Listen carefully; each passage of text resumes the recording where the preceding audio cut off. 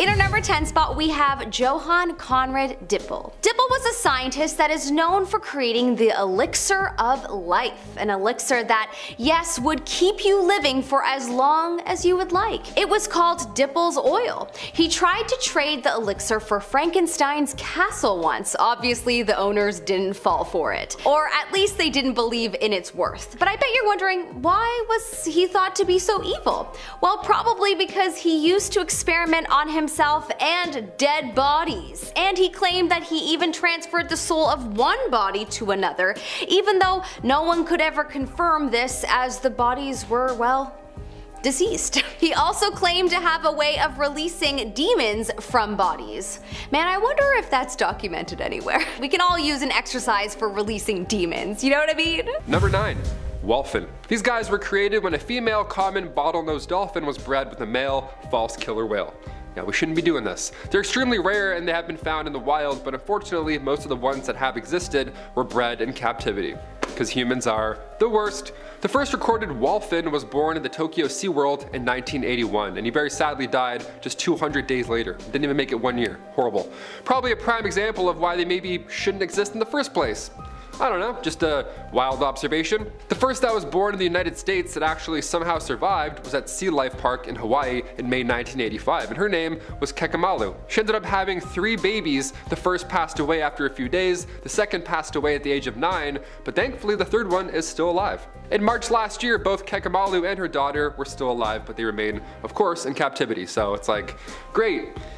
But not, really not at the same time. In our number 8 spot, we have the Tuskegee scientists. The scientists that participated in this experiment are legit pure evil. There was a study done called the Tuskegee study where 600 African American males, 399 who were suffering with syphilis and 201 who weren't, and these men were being tricked into thinking that they were being treated for the illness, when really they were dying off, except the ones that didn't have it, of course. They were the success stories, of course. But what was the purpose of this? Well, to study their corpses. They couldn't have thought to just ask them if they could study their bodies once they die. Why did this happen, and even for as long as it did, which was 40 years, from 1932 to 1972. So evil. Reparations were eventually paid to the victims of the study, but nothing could make up for the horrible feeling they must have felt from going through that experience. In our number 7 spot, we have Dr. Sigmund Rascher. This is a scientist that needed to be mentioned because of how evil he was. However, it is unclear as to whether he experimented on himself at all throughout his life. Rascher is considered one of the most evil scientists in the world from World War II. He worked at a camp and apparently experimented on 300 unwilling people in high altitude freezing experiments. Victims were locked in a pressure chamber where the altitude was being continuously adjusted and they would feel as if they were falling out of a plane. He would also place them in freezing environments naked to perform tests. Of course, this led to many deaths. He was asked to do this on monkeys but demanded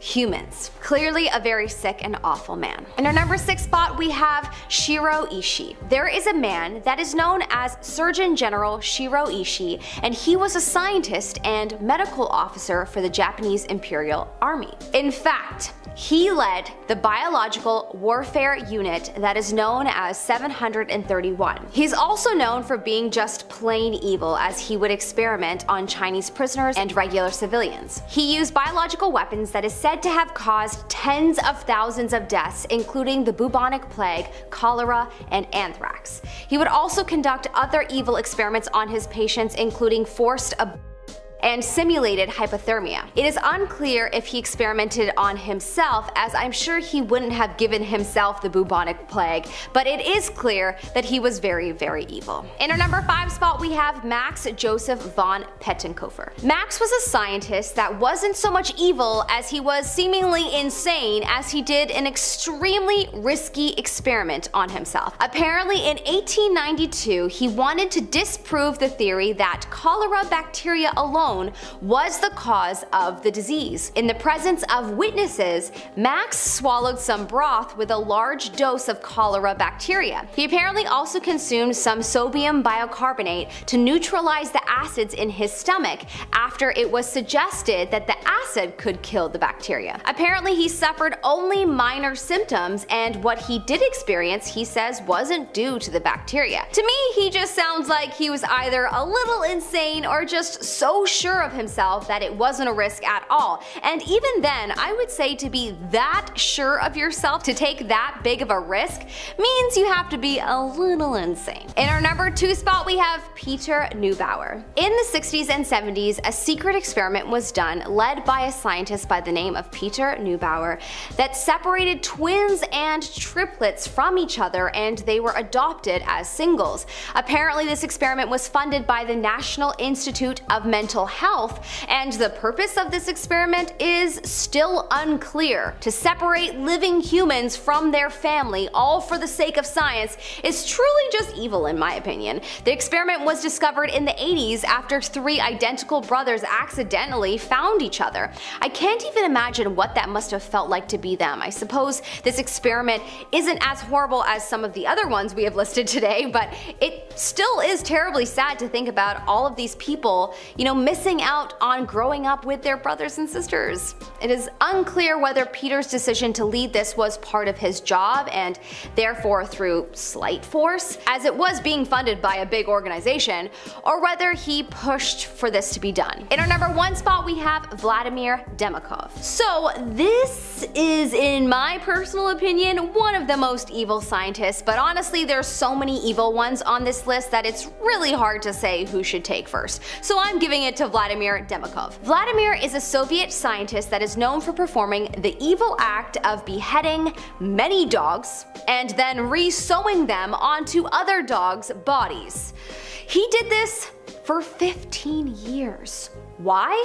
Oh, because apparently he was bored. Apparently, he was known to experiment on himself, and also he pioneered organ transplants, which is just so hard to digest that he could have been the founder of something that has done so much good for the world, while on the other hand, he committed unthinkable evil acts.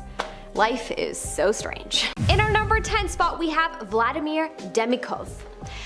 Vladimir is a scientist from the Soviet Union that tried to create a 2-headed dog.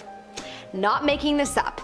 Not in the regular crossbreeding way that you may assume. He literally amputated the body of one of the dogs and attached it to the other. This honestly makes me sick to talk about. The dogs only lasted 4 days before passing away, and guess what? He did it again. He did it again. The next experiment ended up with 2 dogs living for about a month. But guess what? He literally had no purpose for these experiments. Just the ego satisfaction of being able to say that he did it. Well, thankfully he didn't, because he doesn't deserve any satisfaction or praise. Just gross. In our number 9 spot, we have Jack Parsons. Jack Parsons is known for being a rocket scientist, but also a follower of the occultist Aleister Crowley. He is believed to be someone who was in direct contact with the devil and did experiments, aka spells, on himself. He was the reason for the advancement of liquid fuel and solid fuel rockets. He was unable to continue being a scientist when news of his occult ways became public knowledge. Apparently he worked with the founder of Scientology, L. Ron Hubbard, to summon the god Babylon to Earth. He died in an at-home explosion from an experiment that he was doing. Jack is a tricky one because obviously everyone was so Christian and Catholic back then that they would have thought him to be evil, but I don't know, I really wonder if this is one of those cases where, they were wrong and maybe he was just a nice guy. I don't know. In our number 8 spot, we have Irving Wiseman. Irving Wiseman was working at Stanford University as a researcher when he was given permission to inject a mouse with human brain cells. They just wanted to see what would happen. They were instructed to stop the experiment once the human-like behaviors got to a specific point, like improved memory or problem solving, because then they'll have a pinky in the brain sitch, and the concept of that only sounds good in the cartoon world.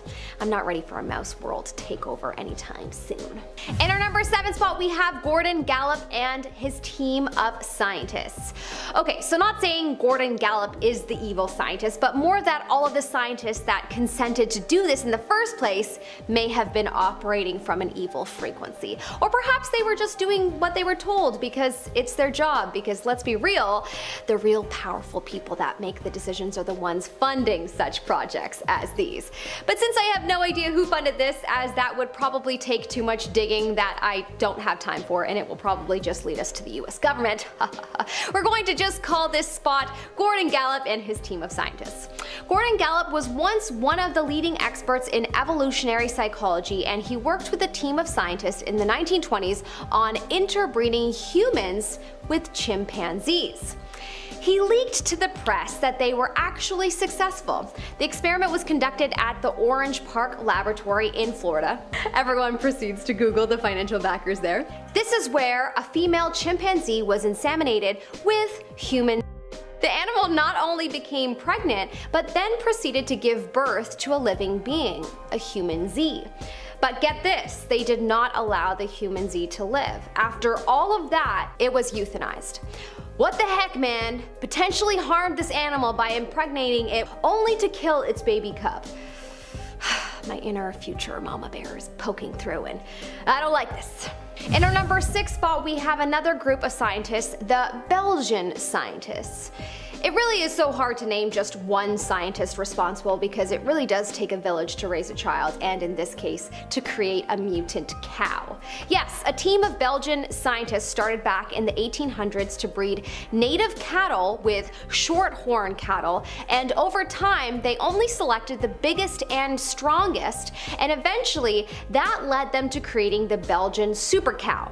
A ginormous cow that literally looks like it's on steroids, and I'm kinda afraid of it. I'm very afraid of it. It is unclear why these experiments were being done. I can only assume for more meat. So I guess we can't call these scientists evil per se without a justified reason, but hopefully they have a good one, because otherwise, leave those cows alone. In our number 5 spot, we have Juan Carlos Belmonte. Juan is a biologist at the Salk Institute in California that has been working with other scientists and researchers in China on creating a human-animal chimera. Basically, a monkey embryo will be given human cells to create this. Now, before you get upset and say, "What for?" I think this may arguably be the best reason for doing this kind of experiment. The reason this is being done is to see if animals can possess organs such as livers and kidneys that are entirely human and can be used in the future as organs for transplants. As we do have a transplant shortage around the world, coming up with a solution to this is vital. Apparently, every 10 minutes a new person is added to the waiting list for an organ transplant. So at this point, it is unclear as to whether the experiment has been completely successful, but I'm sure we'll know in the upcoming years. In our number 4 spot, we have Dr. Karl Klauberg. This guy is truly very evil. He was a doctor that would work in the infamous monstrous camps that I cannot name due to YouTube violation reasons, so please catch my drift. The monstrous camps during World War II, specifically the Poland camp.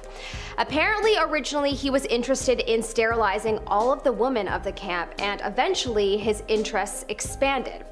He was allowed to experiment on thousands, but only 700 survived.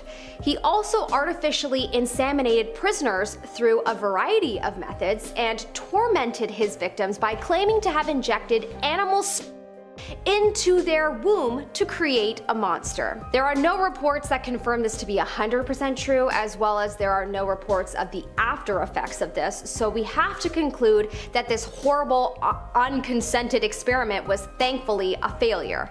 Just pure evil. In our number 3 spot, we have Hiromitsu Nagauchi.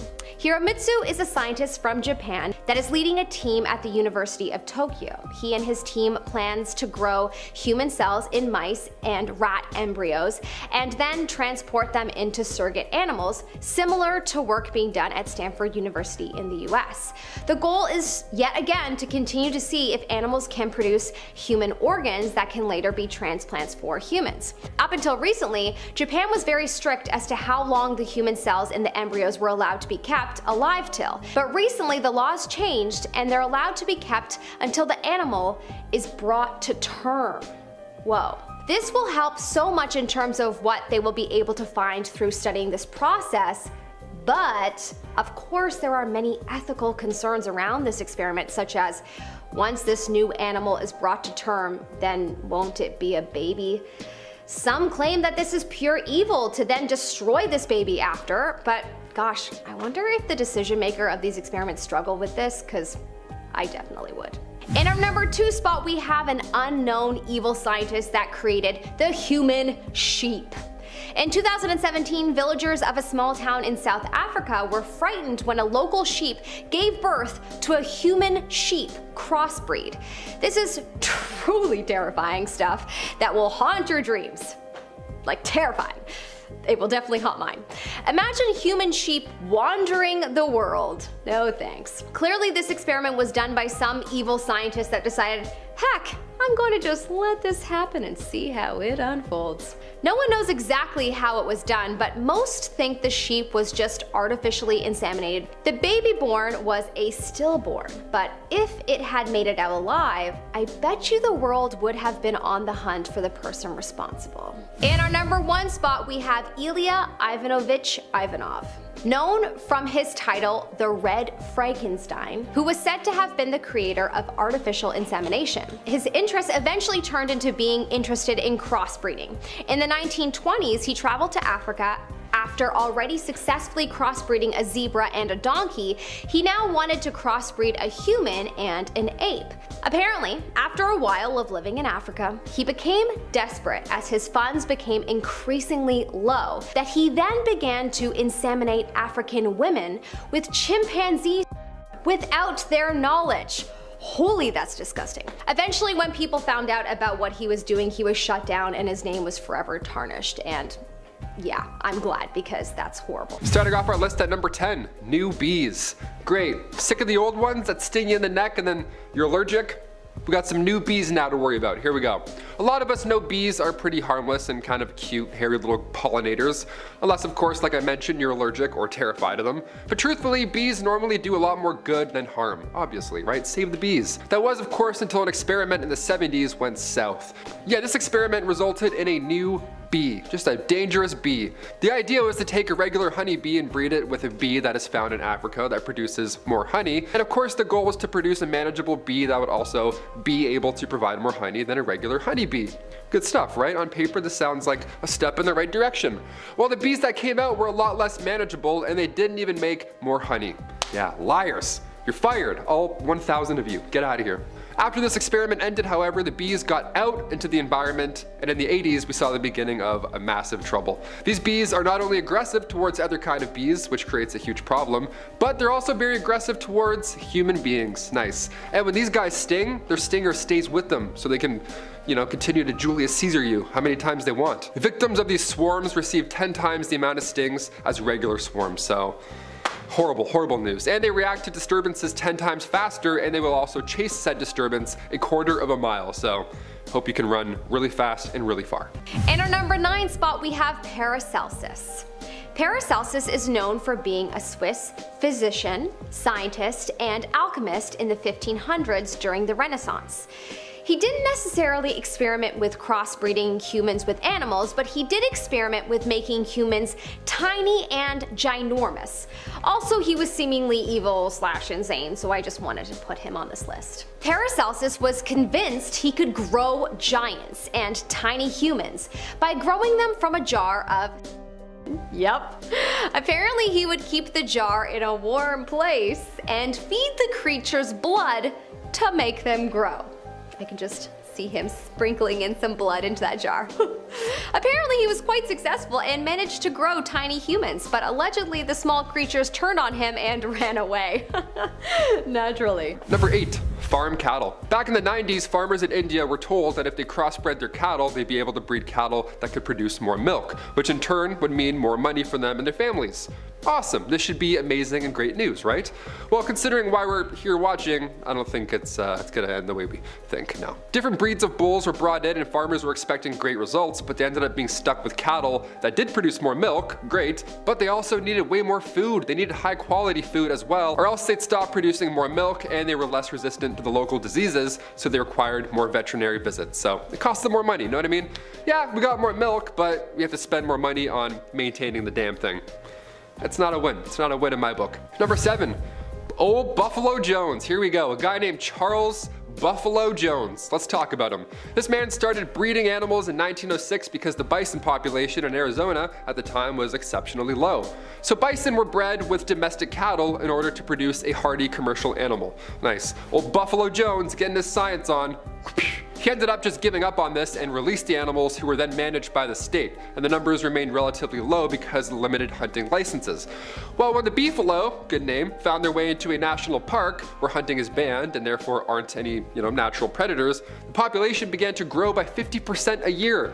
That's a lot of beefalo. So none of this is necessarily bad, but it's the animal's environmental impact that has the real trouble. First off, they're very thirsty animals and they can consume 10 gallons each per trip to a watering hole. So they're sucking it all up, you know what I mean? It's like when you're in school and you're waiting for water and the guy in front of you just keeps drinking. You're like, oh my God, what are you doing? Where is this going? Not to mention the fact that they do their dirty business in the water and that basically just ruins it all. Basically, they've thrown the entire ecosystem off balance and have pushed out other animals, and insects and plant life around have also been infected, all because they're thirsty and they like to take big shits where we all drink our water. Thanks, beefalo. Number 6, hybrid lion. Back in the 1980s at the Chatbir Zoo in Chandigarh, India, they started an experimental program where they would breed together a domestic lion, which is a bit smaller, has a less shaggy mane. They would breed that with an African lion in the hopes that they could be introduced to the wild and help with the dwindling population of wild lions in India. Again, sounds like a great plan at first. How do we make it happen without making weird animals? The zoo found 2 African lions that were being used in a circus and then brought them in to breed with their other 2 Asiatic lions. Nice. Hey, we'll save ya. Just kidding, even worse. When the cubs were born, it was clear this was already a mistake, as the cubs all had severely weak back legs. They were all shaky. They were having extreme trouble walking, and as they got older, their immune system started to fail more and more. Sadly, by 2000, they had bred more than 70 of these hybrid lions, and they finally decided to stop the program, and all the males were given vasectomies in order to stop any reproduction further. There's also laws that prohibited them from killing animals, so they were simply just waiting around for them to die naturally. It's kind of a weird circle we got into. When there's a dwindling population of lions, it's insane to me that they just wasted 20 years trying to do this when they could have just simply bred the lions that they had. You know what I mean? It was right there and they're like, all right, now let's try something new. It's like, what? No, why? Number 5, kunga. Perhaps the earliest example of human-animal hybrid testing. Here we go, halfway through, time to turn it up a bit. Scientists recently learned about this donkey hybrid that roamed ancient Mesopotamia. Now this was a time before even horses arrived, so they had to do something, right? Large kungas would pull wagons and smaller ones would help pulling plows. These little guys, they were the talk of the town. Imagine hybrid animals before horses. No wonder they were a status symbol. 4,000 years ago, they were given as gifts for weddings. Yeah, yummy. I wonder what this one is. Smells a little stinky. After so long, scientists are finally able to figure out what exactly a kunga was a hybrid of. It was a female donkey and a male Syrian wild ass. Yeah, just a wild ass over there. Hey, nice wild ass. It's wild what you can still learn from ancient animal bones from even thousands of years ago. It's mind-blowing. More amazing how involved this hybrid was in Mesopotamian culture. Do we bring back the kunga? I don't know. Number 4, super cow. Moo, but with a lot of O's. Just tons of a moo, just a mighty moo. Introducing the super cow. All right, start your day off with some super milk and then have a super stomach ache and shit your super pants. Only in Belgium, let's do it. Back in the 1800s, scientists and farmers brought together native cattle and short-horn cattle. After that, they would literally pick the biggest of the bunch and then have them breed together. These cows are officially called Belgian Blues, but I will continue to call them super cows. Thank you very much. I can't even look at these guys. They're disturbing. They look like bodybuilders. That makes no sense. They have like 8 biceps. The Incredible Hulk, just with more milk. Number 3, The mouse with an ear on its back. Oh, I want to Q-tip this guy every time I see him. The mouse with a human ear, folks. How did this happen? This is like the world's greatest mouse spy. Stuart Little's evil brother. Let's do it. Back in 1997, this Vacanti mouse became the test subject to determine if scientists could grow cartilage using chondrocytes, aka cells from a cow. And clearly it worked a little too well. It's a little odd what we have. We're still talking about it, obviously. It's weird. It all started when Joseph Vacanti, a pediatric surgeon, began designing human organs. This was during a shortage in time. He wasn't just bored and started to make ears. He was changing the medical game. And little did he know, he was about to change the science game as well. He constructed an ear, and he told his brother Chuck and his partner Bob to not bring up the fact that he attached said ear to a live mouse. Kind of hard to bring up, but we'll do our best. Okay. Chuck failed. He spilled the beans almost right away. But now we know that cow cartilage can create human cells. That's great. I want to Q-tip his back. Is that weird? That's not weird. Gives ear cheese a whole new meaning. We're gonna throw out. Number 2, the zorse. I'll give you a second to figure out what animal this is. Nice, there you go. Male zebra, female horse. Now we've got a really fun word. Zebroids are also quite common historically. Charles Darwin even noted some in his work. So since the 19th century, crossbreeding zebras with horses and donkeys, it's all been done. More often than not, and this is what makes them stand out, zebroids will experience dwarfism. It's pretty cute. In 2010, a zedonk was born, a zebra donkey. All these fun names, right? But again, back in the 70s, 3 were born in Colchester Zoo. These zookeepers were like, how do we make zoos new and hip and bizarre?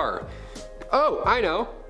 Humans are not great. Humans are too bored, it seems. And finally, number 1, Hiramitsu Nakauchi, stem cell biologist from Tokyo. This last one is too wild. Just recently, his experiments have been approved by the government, so things are actively in play here. Not old Farmer Joe in the early 1900s. No, we're getting to modern science now. Hiramitsu hopes to grow human cells inside mice and rats, right? Like we just talked about. But then he wants to transplant those embryos into surrogate animals. A lot of animals, a lot of cells, a lot of traffic going in and out. Cells into rats and mice embryos. How do we even get here? We went from Salem witch trials to rodents being genetically manipulated so they can make pancreases for you. What? But his hope here was that the rodents' bodies will be used for human cells to then make a pancreas for themselves. So it's kind of like a kickoff into biology, right?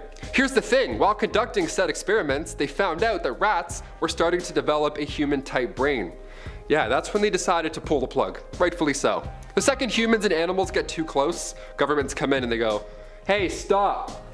Thanks. Number 10, monkey head transplant. Okay, right off the top, here we go, pun intended. The first ever successful monkey head transplant was back in the early 1970s. I imagine some of your parents may have heard about this. It's probably pretty hard to forget. Maybe ask them about it tonight while they're mid-bite at dinner. American researcher Robert White pulled off the otherwise impossible in a slow, tedious operation. White took the head of one monkey and then attached it to a headless monkey. Yeah, add a little time and energy and voila, this actually worked. Yeah, believe it or not, the monkey actually tried to bite one of the surgeons once it came to, which, I mean, totally fair. I'd be a little pissed off too if I just had a different body all of a sudden. Sadly, the monkey passed away 9 days later, which is much further than I ever thought. But the fact that this actually happened is 1, terrifying, and 2, dare I say, miraculous. This is some sci-fi stuff right here. And here you go, new head, enjoy. Number 9, monkey become human. Okay, this next test here is a little less hands-on, so if you have some food, you could probably take a bite during this one. It's safe. Back in 1931, psychologist Winthrop Kellogg, familiar name, he was curious. Yeah, he sat up one night out of the blue and thought, what would happen if a monkey was raised with humans? Yeah, would it end up like that monkey from MVP, Most Valuable Primate? Would it learn to play hockey for the local team? Or would it learn how to do kickflips with Tony Hawk? No, none of that happened. Surprise, surprise. Kellogg brought a baby female chimp named Gua into his home, and this man raised a chimp as if it were another human being alongside his own son, human son, Donald. Yeah, they played, they laughed, they did everything together, but the test ended abruptly after Kellogg's son, Donald, started to make chimp noises. Yeah, and then everyone was like, you know what? I'm good, let's cancel this. Maybe chimps can't learn how to heel flip. We're done, let's go home. So Gua was then released. There we go. No more human best friend, you know? Back to normal, dare I say, normal? Number 8, feel the music. Okay, this next one here is a little fun, and we're on a part 3, and I have to talk about it. I just have to talk about it. There are many odd experiments in history where humans should have left, human elements out, like music and illicit substances. I can't say what I want to say, but it's white, It's fluffy. It's a bad substance that's white and fluffy. There you go. That's all I'll say. YouTube's like, what is he saying? I can't figure it out. There you go. Only you and I know. We're too smart for the algorithm. Well, back in 2011, a study was done where rats, just a bunch of rats, were all put in a room and on loop, they played a Miles Davis song. So they were all on said illicit substance, right? That stuff. And they were in a room while Miles Davis played all day long. Just smooth jazz all day. I'm not laughing because like it's funny. It's the weirdest thing. Imagine walking into this room by accident. You're like, what's going on in here? Oh my God, everyone's all hopped up. Well, before the substances were injected into the test subjects, they all seemed to have calm demeanors while Beethoven played on loop. But after injected, all the rats were neurologically triggered to that smooth jazz. Yeah, after 1 week on the sauce, the rats were all of a sudden like, you know what? Miles Davis. Kind of slaps. Been sleeping on Miles Davis this whole time. They're all like, yeah, Miles Davis, really good, so good. Horrible animal research and taxpayers' money. Yeah, we love dark history here on Most Amazing Top 10. Number 7, the first pregnancy test. If you're looking past the ancient Egyptian times and their use of barley and urine to determine if somebody is pregnant, you'll often land on this experiment from the 1930s. Now, it was developed in 1931 by Dr. Maurice Friedman at the University of Pennsylvania Medical School. Now, what would happen is doctors would inject a rabbit with urine from a woman who was suspected of being pregnant, and the rabbit's ovaries could easily tell if that was the case. Accurate test? Yeah. Historical? Of course, it changed the game. Would it also end up with the rabbits passing away?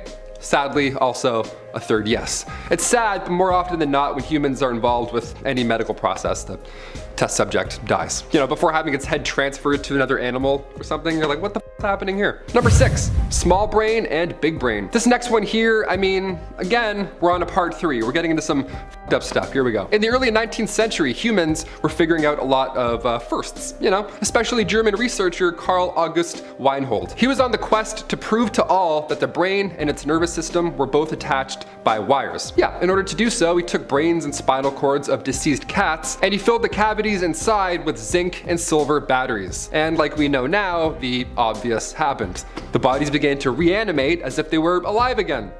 It's like it's black magic. Or batteries, probably batteries. It's definitely the batteries. This was the first time this type of test was done, and now we use electricity and silver for other ways, of course. But thanks to this curious doctor, the early 19th century saw some early Bill Nye the Gross Science Guy stuff. Again, imagine walking into this room by accident. Like, oh, what's going on in here now? Number 5, the multi-dog. Ah, nice. I love dogs. Let's get a bunch for the price of none. Back in the 50s, when a Soviet scientist, Vladimir Demikov, created a multi-dog, Time magazine had to cover it. Of course, this is a feat in science. As cruel as it sounds, of course, the adult dog had a newborn grafted to its neck. It's impressive, but also you're like, ew, my God, Jesus. So when it grew, it could survive off the blood of the main, bigger dog. The body, for lack of a better term, gross. When observed, the puppy did have its own characteristics, which was the craziest point here. Some say it was playful with its growls, just as the other dog's characteristics would be. It's a sad 1950s Soviet animal experiment, so of course the animal didn't survive for a long time. It just, you know, all of a sudden it was on something's neck and then it was in the next life. That's horrible. Number 4, the great razor auk. Once thriving in colonies off North Atlantic coast, the great auk would grow to 30 inches long and its wings would only be used to swim. They were little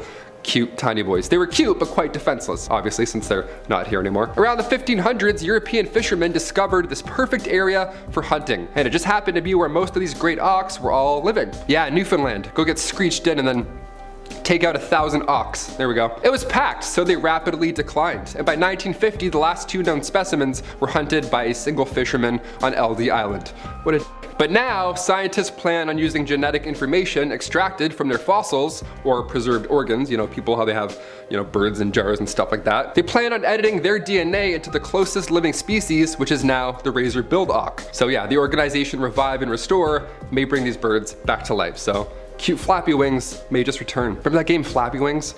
Disappeared from the App Store so quick. Disappeared faster than number 3, the dodo bird. Dodo birds were once big and beautiful. These flightless ground nesting birds once filled islands all over the Indian Ocean. They had massive talons, they were gray and blue, they didn't have any natural predator until, you know, we came along. Sorry, we got hungry. Around 1507, the island was discovered by Portuguese sailors, and the rest is history. They were the easiest bird to hunt, hence the phrase, dead as a dodo. That's where it comes from. They weren't just loved by sailors either. No, monkeys, rats, pigs, any animal that made its way to the island easily had their eggs for lunch. And reminder, they were big eggs. So it didn't take a long time for the dodo bird population to be completely wiped out. The last dodo was hunted in 1681. Again, imagine being that guy. What a dick. But could it be? Could we bring the dodo back to life with science?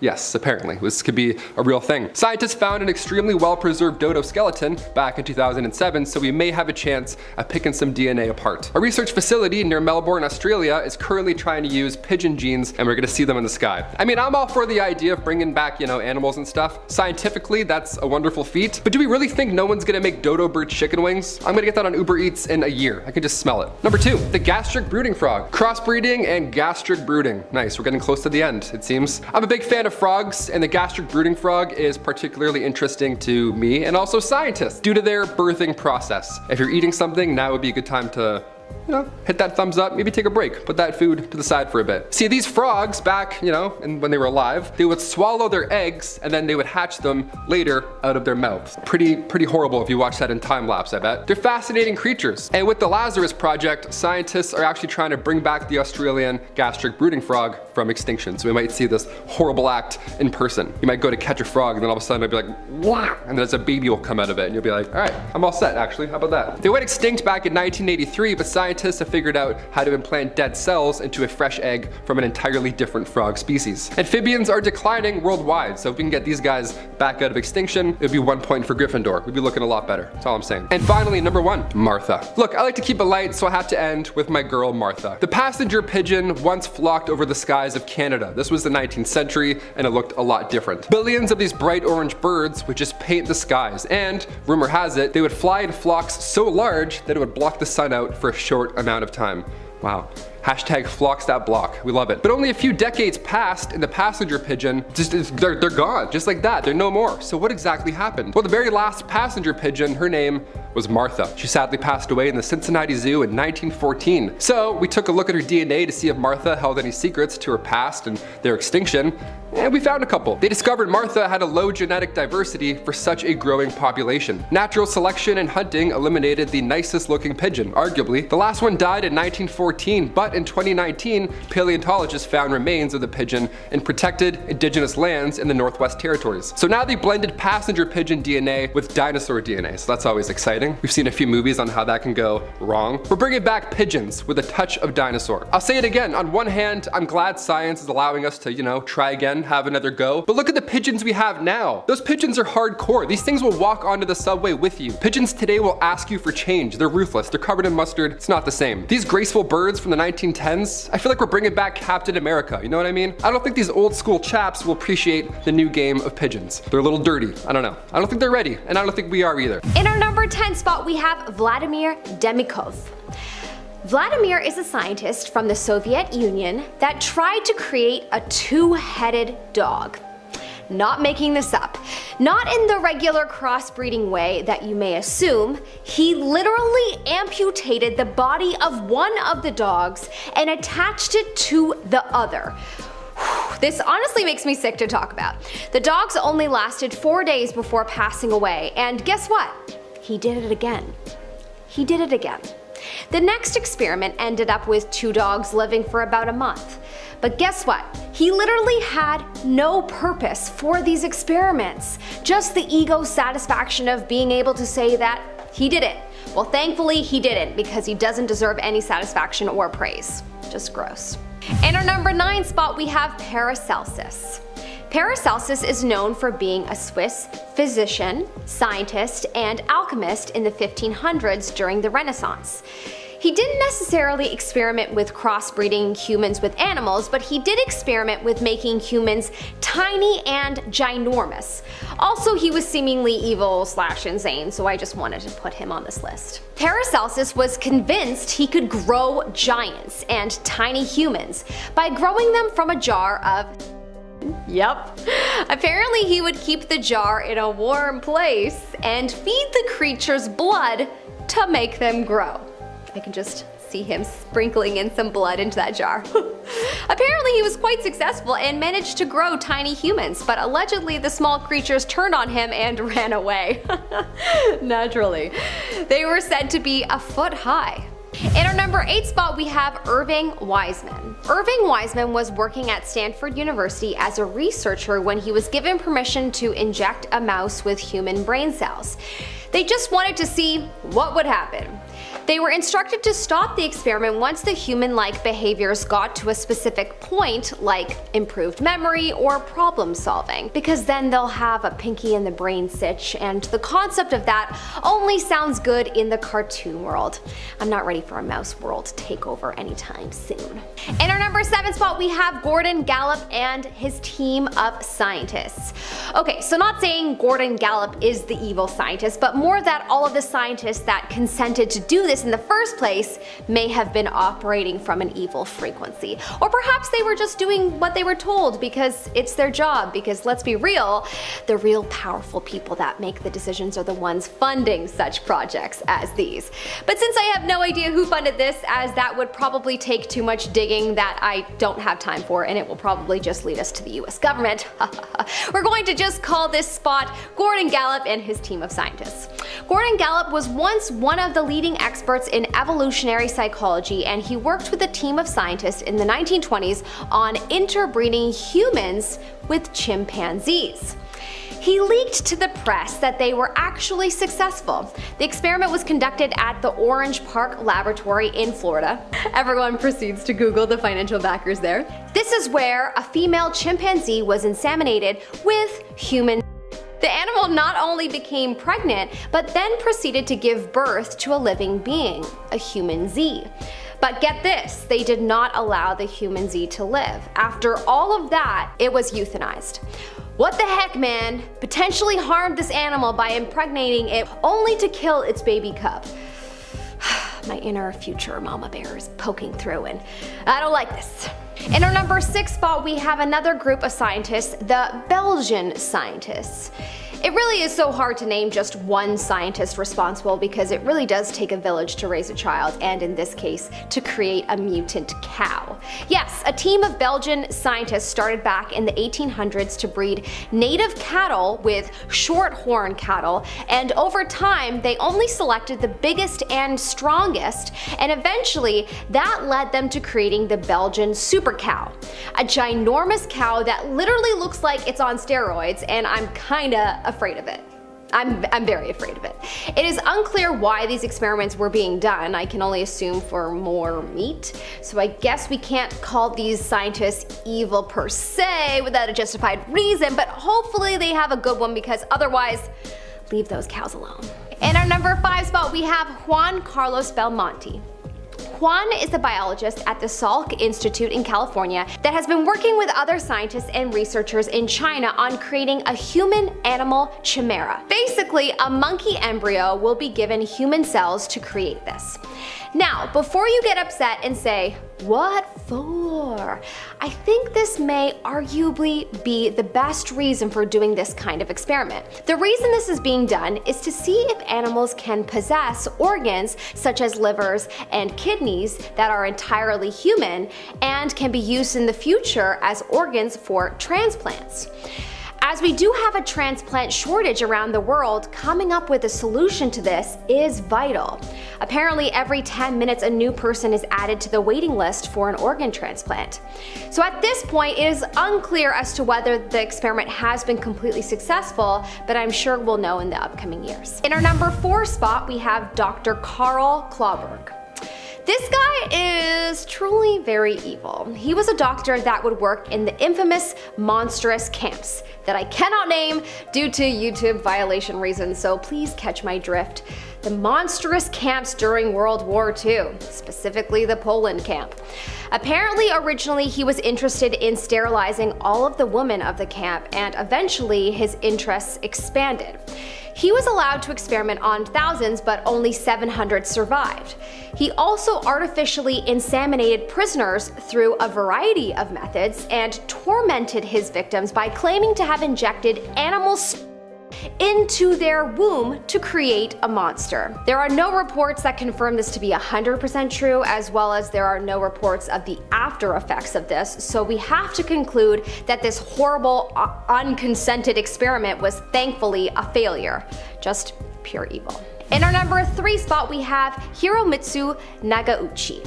Hiromitsu is a scientist from Japan that is leading a team at the University of Tokyo. He and his team plans to grow human cells in mice and rat embryos and then transport them into surrogate animals, similar to work being done at Stanford University in the US. The goal is yet again to continue to see if animals can produce human organs that can later be transplants for humans. Up until recently, Japan was very strict as to how long the human cells in the embryos were allowed to be kept alive till. But recently the laws changed and they're allowed to be kept until the animal is brought to term. Whoa. This will help so much in terms of what they will be able to find through studying this process, but of course there are many ethical concerns around this experiment, such as once this new animal is brought to term, then won't it be a baby? Some claim that this is pure evil to then destroy this baby after, but gosh, I wonder if the decision maker of these experiments struggle with this, because I definitely would. In our number 2 spot, we have an unknown evil scientist that created the human sheep. In 2017, villagers of a small town in South Africa were frightened when a local sheep gave birth to a human sheep crossbreed. This is truly terrifying stuff that will haunt your dreams. Like, terrifying. It will definitely haunt mine. Imagine human sheep wandering the world. No thanks. Clearly this experiment was done by some evil scientist that decided, heck, I'm going to just let this happen and see how it unfolds. No one knows exactly how it was done, but most think the sheep was just artificially inseminated. The baby born was a stillborn, but if it had made it out alive, I bet you the world would have been on the hunt for the person responsible. In our number 1 spot, we have Ilya Ivanovich Ivanov. Known from his title, The Red Frankenstein, who was said to have been the creator of artificial insemination. His interest eventually turned into being interested in crossbreeding. In the 1920s, he traveled to Africa. After already successfully crossbreeding a zebra and a donkey, he now wanted to crossbreed a human and an ape. Apparently, after a while of living in Africa, he became desperate as his funds became increasingly low, that he then began to inseminate African women with chimpanzees without their knowledge. Holy, that's disgusting. Eventually, when people found out about what he was doing, he was shut down and his name was forever tarnished, and yeah, I'm glad, because that's horrible. Starting our list off at number 10, Ilya Ivanov. Beginning in the late 1800s, here we go, Soviet biologists, they actually got permission from the country to breed hybrid ape humans. What did you get up to last summer? I'll never tell. She grafted an ovary into a chimp, and the goal was to fertilize Nora, the chimp, with human DNA. So they inseminated a group of chimps. None of them got pregnant, so instead they tried to flip the project up. Now this time they had a human inseminated with the DNA of chimps. Yeah, the other way around. The volunteer number was low, obviously. Now before anything actually happened, this would have been an absolute train wreck. Before the project was underway, he was sent away to Kazakhstan. So we didn't get any more science projects after that point, thankfully. Yeah, let's just leave monkeys alone. Number 9, human-monkey hybrid. Guys, I wish this was fake, but it's not. So scientists, they're currently trying to make human-monkey hybrids, like the title just said. They have high hopes that these experiments will succeed because monkeys and humans are similar genetically, so obviously we're gonna try a few times. Spanish biologist Juan Carlos Esbisula Belmonte is working with monkey researchers in China right now to perform these experiments. So basically they're mixing human cells into monkey embryos and then they're just gonna see what happens, I guess. I don't know. Hope it goes well. Their objective is to grow a monkey whose organs are completely made of human cells. Doesn't that sound just terrifying when I say it out loud like that? Then they would use said animals and their organs for people that need them. Yeah, of course this is a little bit controversial in a few ways, so let's just keep moving on. Number 8, Jose Delgado. Okay, we're talking about mind control, so I'll give you a moment to put on your tinfoil hats. You might need those for this one. In the early 1900s, Jose Delgado graduated from the University of Madrid. Even lands a professorship at Yale University, but his mind, the whole time, his mind was focused on others. He had other ideas going on. He was committed to mind control, and his go-to method was implants. Yeah, electrode implants, first used with, you guessed it, primates. Yeah, 3 for 3. Weird. He would use a remote control to make them do certain moves, even, moving on to mind controlling a bull. So he was kind of changing the animal game up as he went. He liked to improvise.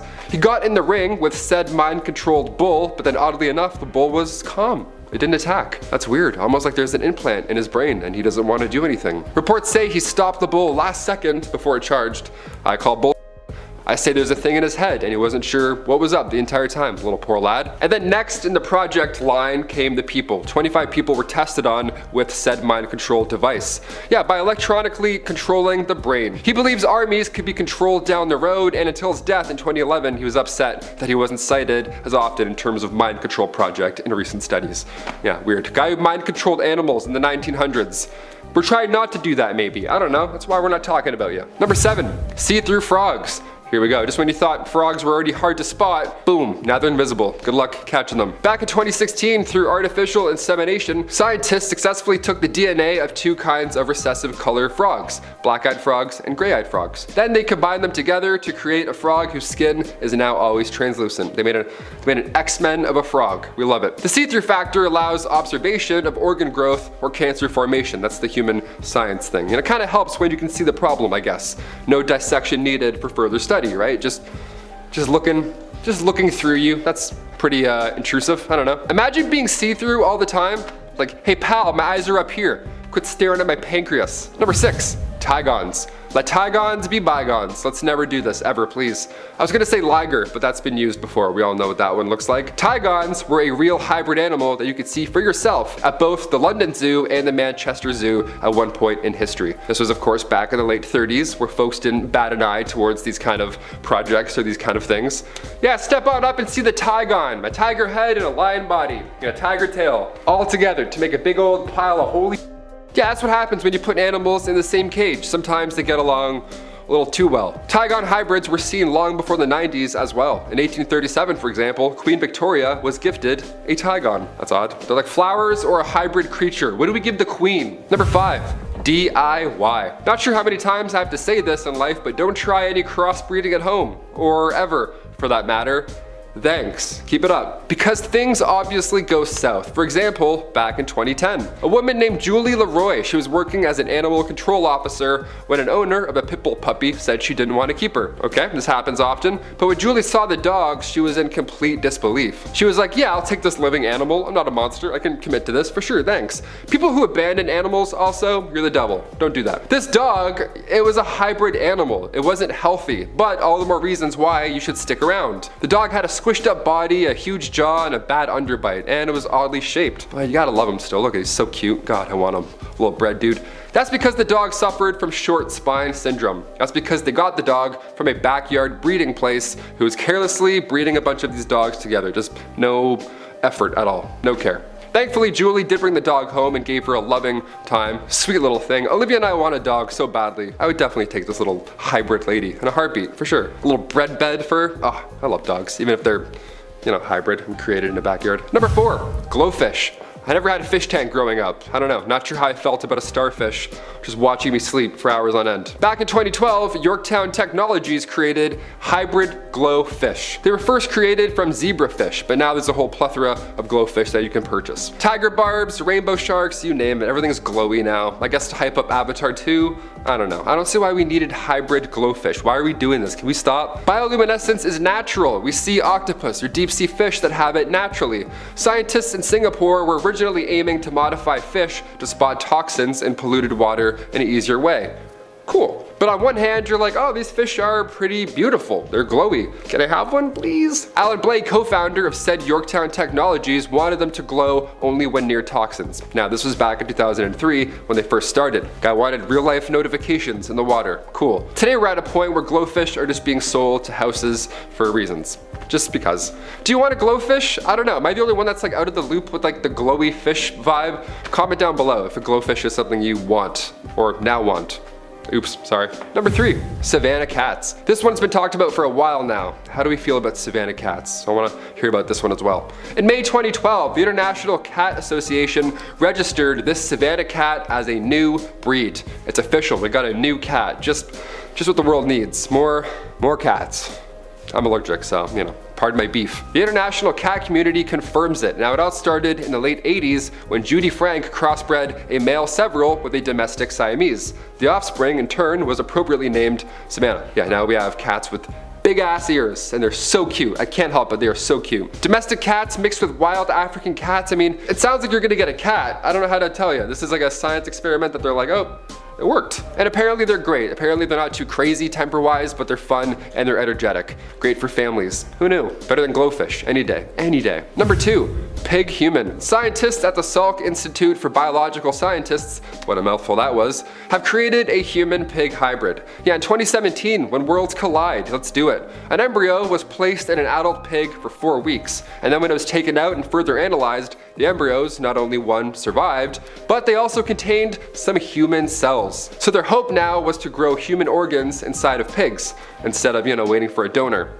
Impatient, but okay, we're listening. In 1910, zoologists figured out that it might even be possible to create hybrids between humans and their closest relatives as well. Yeah, no matter how this ends, either Planet of the Apes or Planet of the Pigs, I did my part, okay? I recycled. I didn't with animal DNA, like Jurassic Park. I just kinda got a job. I don't know. Hands are clean. And finally, number 1, Stubbins Firth. We saved Firth for first. Let's do it. This is one of the craziest science projects I've ever heard of, so buckle up. Stubbins Firth, a researcher from Pennsylvania back in the late 1700s. First of all, as you could probably guess, methods back in the 1700s were often messy and pretty much illegal in every way. Firth was a doctor in training at the time, and he decided to prove to the world that yellow fever was not contagious. Yeah, imagine if you had Twitter. Firth would surgically insert vomit from his patients with yellow fever. He would insert vomit into his body. He would insert all their yuck into his wounds, all over his face, his eyes, you name it. He was trying to get it. He was going the extra, I'm gonna throw up. He was going the extra mile, all in the name of medical research. Even urine and saliva too. Anything yucky, he was rubbing it in. Firth, to all of our surprise, did not get sick. He was proud of that one. He told everybody the news loudly. He mansplained it at like 4 a.m. We look back now though and we realize Firth just sampled late stage patients, so they were further along. Much further, say, than the contagious period. So basically he volunteered to dump all the on his Yeah, science. History is gross. Science as well. Gets a little messy sometimes. Starting us off at number 10, we have Giovanni Aldini. Aldini is one of the many scientists who is actually the inspiration for the infamous Mary Shelley novel, Frankenstein. Aldini was a 19th century physicist obsessed with the effects of electrocution. Who isn't? Am I right? Anyway, he was a bit of a celebrity and he was known to travel throughout Europe demonstrating the powers of electricity. What makes this guy evil though? Well, he was one of the first scientists to use electrical shocks on mental patients. He also enjoyed electrocuting corpses. One of his most famous acts involved him displaying a body of a hanged criminal and then shocking the body to then make the muscles contract and spasm as if the deceased was still alive. I get it. Electricity is cool, but how about a little respect for the dead? Aldini was also highly respected at the time. The Emperor of Austria even made him a Knight of the Iron Crown. Ooh, sounds evil, doesn't it? At number 9, we have Hwang Woo-suk. Hwang is famously known for his work creating human stem cell lines using cloned embryos from patients suffering from spinal cord injury. This major accomplishment promised an endless supply of stem cells genetically matched to patients, but it turned out to be all lies. Hwang admitted in 2006 that he was indeed falsifying data, but still claiming that he had the ability to do what he was lying about all along. The court found Hwang guilty of buying human eggs in violation of the country's bioethics laws and embezzling 830 million won, which is equivalent to $700,000 of government money. He was sentenced to 2 years in a Korean prison. He received such a light sentence because the judge admired Hwang's dedication to Korean biotechnology. Many other Korean scientists in the community are not ready to welcome him back though, after embezzling so much money on what is supposed to be a great and worthy cause. One Korean researcher states that it is truly tragic because he is clearly one talented experimentalist. Yeah, that's a lot of money. Pretty hard to just trust someone with government and public money after a stunt like that, but hey, I hope there's some scientific breakthrough soon.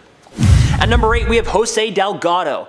Back in the 1960s at Yale University, Professor Jose Delgado was working on some pretty scary stuff. Delgado invented one of the first ever brain chips. He was known to use these chips in bulls, monkeys, and humans. It is reported that he once stopped a charging bull in its tracks after pressing a button that activated the small chip inside the animal's head. With the touch of a button, these radio waves could make these animals snarl, growl, smile, invoke lust, hunger, and many more responses. Delgado recently described himself as a libertarian and pacifist whose goal as a scientist was to liberate us from our biology and especially mental illnesses and aggression. I don't know about that. It sounds a lot more to me like he was trying to take over the world with some pretty crazy mind control chips, but he was also known to test on mental patients. Whether this one is with good intentions or not, this one freaks the hell out of me. At number 7, we have Albert Bandura. Bandura is a famous psychologist who, interestingly enough, just passed away days ago in California. He is famous for being one of the first scientists to discover that learning occurs both through beliefs and through social modeling, which then led to the social cognitive theory. One of his most famous experiments he ever conducted was back in 1961 and was titled the Bobo doll experiment.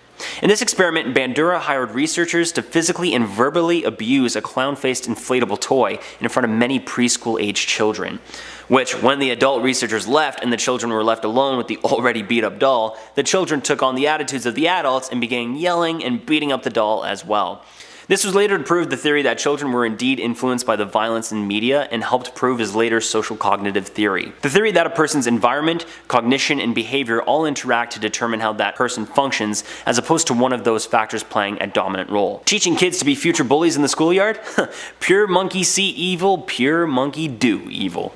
At number 6, we have Craney Landis. Landis was a graduate student at Minnesota University back in 1924. He asked his other graduate students to assist him in conducting an experiment in understanding if we humans all react similarly in different emotions. So, he painted specific lines on each individual's face and then got them to react to certain stimuli. At first, the experiment was harmless. He would record each of their faces as they listened to music, smell ammonia, read passages from the Bible, tell a lie, little things like that. But seeing no real results, he decided to up the ante.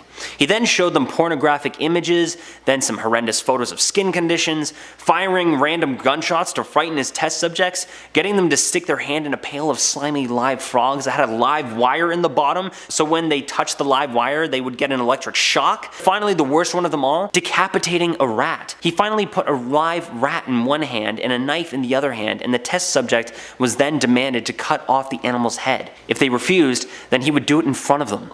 Sounds pretty scarring, if I do say so myself. Some started crying, others laughed in disbelief, and others got angry and swore at him. 2/3 ended up carrying out the dark death sentence, and the worst part of it all was that Landis even used a 13-year-old boy, who was actually a patient at the university. His findings in the end proved nothing and were quite different patient to patient. In the end, he just seemed like an evil madman scientist. Coming in at our halfway point at number 5, we have Johann Conrad Dippel. This scientist was born in Castle Frankenstein back in 1673, so it is only fitting that he was a mad and evil scientist. Dippel was a theologian, alchemist, and scientist who developed a popular dye called Prussian blue, and it's actually still used to this very day, which is very cool, but he is also known for the most controversial of things, such as mixing animal bones and hides together in a stew he named Dippel's oil. Real original.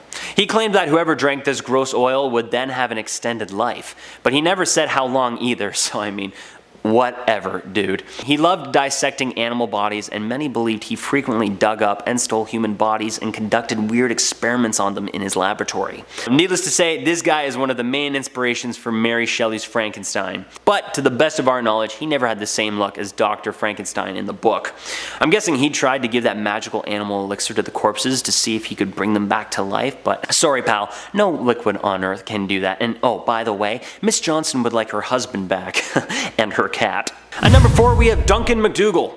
McDougall was born in 1866 in Glasgow, Scotland, and later moved to Haverhill, Massachusetts. One of his most famous experiments he conducted was the 21 grams experiment, where he placed a dying patient on a cot that was on a scale and weighed the patient before and after the moment of death. His findings? That immediately after death, the deceased weighed 21 grams less, meaning that the soul was indeed a physical part to a human's body and that it did indeed leave once a person passed away. The work was absolutely destroyed in the scientific community, but defended in the religious community, as they deemed this was proof of a soul in a person's body. But what makes this guy evil? Well, he conducted the exact same experiment with dogs and noticed no weight change at all. He then made the statement that dogs don't have souls. Dogs don't have souls? You don't have a soul, you jerk! You say one more wrong thing about me mutt and I'll shove your pipes right up your kilt. Starting us off in our top 3, at number 3 we have Louis Jolyon West. For anyone out there that loves animals just as much as they love their fellow humans, this one is a scary one for you. West was quite the controversial scientist and researcher with ties to the top secret CIA project called Project MK Ultra. It was a project that used many US citizens, some of them even unwittingly, to use LSD and other drugs to see if these substances would have any mind control effects. West's studies are also believed to have major repercussions, such as a murder of a young victim, as well as the death of a full-grown elephant. The reason he felt the need to experiment on elephants, though, West knew that male elephants experienced fits, so he believed that he could induce an elephant rage with LSD. He gave the giant creature enough LSD to dose 3,000 people, and tragically, the elephant died. It was then that West concluded that elephants were sensitive to LSD. Yeah, do you think? For many reasons, this guy seems like an evil scientist. From human and animals' deaths related to the overdose of LSD, I think it's safe to say that we don't want to get anywhere near this guy. At number 2, we have Sidney Gottlieb. Sidney Gottlieb was the one who headed Project MK Ultra and worked closely with West in our number 3 spot. Gottlieb was tasked with testing LSD in interrogation settings, but he didn't just test his work in interrogation settings or even in a lab. He actually brought his studies to the bar, where he would slip LSD into unsuspecting bar patrons' drinks. I don't think we need to question how unethical or wrong this one is, as it is clearly something that is messed up and sometimes still happens today, unfortunately. But this video is titled Evil Scientists in History Who Went Mad, and I think this is a pretty good proof that this guy was off his freaking rocker. And finally, coming in at our number 1 spot is most definitely the most evil scientist of them all. This is Josef Mengele. Josef was one of the most famous scientists at the most horrific concentration camp of World War II. A member of the Third Reich, Josef was a camp doctor. He was known to be one of the doctors to select the poor people who were to be sent to the gas chambers, and even went as far as volunteering for more and more shifts when he could. He also conducted many torturous and inhumane experiments on prisoners of all ages. After the war, Josef escaped to Argentina and was never captured by the authorities. He did, however, drown in 1979 in Brazil. While many on this list were half-jokingly evil and gone mad, I think anyone who takes pleasure in sending large numbers of people to their doom is most definitely evil, and I think mad just goes hand in hand with this one.